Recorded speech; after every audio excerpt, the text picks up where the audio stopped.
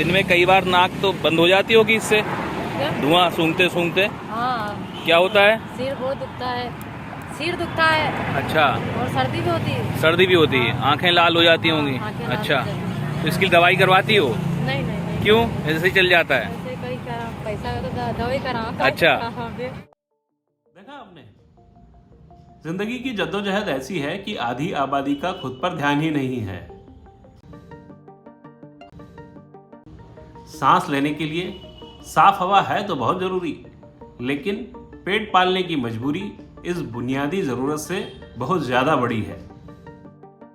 हमारे समाज की जीवन रेखा यानी महिलाएं अपने सामान्य जीवन के दौरान ही असामान्य खतरों से जूझ रही हैं। खतरे जो धूल और धुएं से हवा को प्रदूषित कर रहे हैं, और महिलाओं के साथ ही ये हमारी अगली पीढ़ी को भी बीमार बना रहे हैं। नमस्कार, मैं सुधीर गोरे। भारत में क्लीन एयर कैटलिस्ट प्रोजेक्ट के तहत इंटरन्यूज की टीम र्यूमर ट्रैकिंग कर रही है। हमारा मकसद है इंदौर में वायु प्रदूषण से जुड़ी भ्रांतियों को दूर करना और लोगों के सामने वैज्ञानिक तथ्य और सच्चाई सामने लाना। महिलाओं में साफ हवा को लेकर कुछ भ्रांतियां तो वास्तव में चौंकाने वाली हैं। आइए देखें। वायु प्रदूषण से हमारी सेहत पर कोई असर पड़ता है? आपकी सेहत पर? नहीं, इतने साल रहते हुए हो गए, ऐसा तो कोई खास ऐसा कोई बीमारी या असर ऐसा तो कोई देखने को नहीं मिलता है। इतना ध्वनि प्रदूषण भी रहता है, घर में बच्चे चिल्लाते तो क्या उससे बीमारी हो जाती है? ये तो नॉर्मल चीजें हैं जो चल रहा है, तो उससे कोई ऐसा खास फर्क पड़ता नहीं है सेहत पे। जो वायु प्रदूषण है ये गर्भवती माताओं पर भी असर करता है? नहीं, कुछ भी नहीं, क्योंकि दीदी तो मिट्टी है, जो हाथ में लेगा वही बनाएगा, तो कैसे दूसरे को परेशानी होगी। और बाकी के जो प्रदूषण है, जैसे बाकी का फैक्ट्री से निकलने वाला धुआं है, वो तो करता ही है, करता वो तो सीधा ऊपर जाता है, फिर उससे भी कोई परेशानी नहीं, क्योंकि आज से फैक्ट्रियाँ थोड़ी हैं। कभी समाचार पत्र से या टीवी से कभी आपने वायु प्रदूषण इस क्षेत्र में ज़्यादा है या कम है, ऐसा कोई समाचार या कोई ऐसी सूचना देखी है आपने? नहीं, मैंने तो नहीं देखी। इन भ्रांतियों को क्लीन एयर कैटलिस्ट प्रोजेक्ट के air quality expert doctor Ajay Nagpure ने दूर किया है। आइए सुने डॉक्टर नागपुरे क्या कहते हैं। पहला भ्रम, वायु प्रदूषण से महिलाएं कम प्रभावित हैं।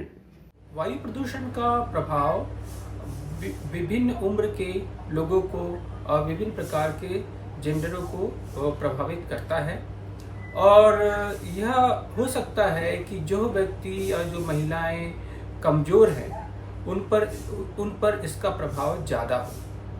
उसी प्रकार से अगर महिलाओं की ही सिर्फ बात किया जाए तो जो महिलाएं प्रेग्नेंट होती है उनको और उनके होने वाले बच्चे को वायु प्रदूषण बहुत ज़्यादा प्रभावित करता है। अगर वह ज़्यादा वायु प्रदूषण वाले क्षेत्रों में रहती हैं तो यह हो सकता है कि उनके होने वाले बच्चे का वजन कम हो और तथा उसको मानसिक और शारीरिक व्याधियाँ भविष्य में हो।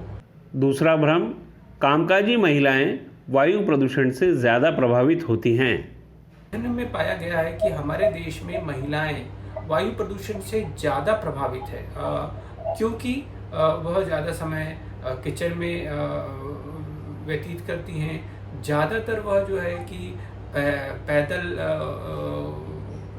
जाती हैं, और तो ज़्यादातर उन घरों में जहाँ पे बायोमास के द्वारा, जैसे लकड़ी कंडे द्वारा खाना बनता है, वहाँ की महिलाएं बहुत ज़्यादा वायु प्रदूषण से प्रभावित होती हैं। तीसरा भ्रम, माहवारी के समय भी महिलाएं वायु प्रदूषण से परेशान रहती हैं।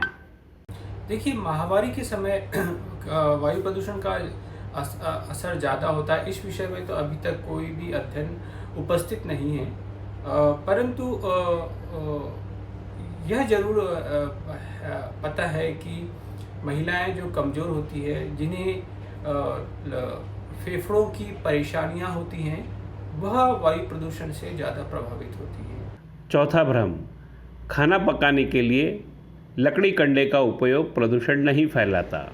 देखिए, यह तो बहुत बड़ी भ्रांति है कि जो जिन लकड़ी और कंडा और जो भी ईंधन धुआं फैलाते हैं, उनके उपयोग से हमारे शरीर वह प्रदूषण नहीं फैलाते। यह बहुत ही बड़ी भ्रांति है।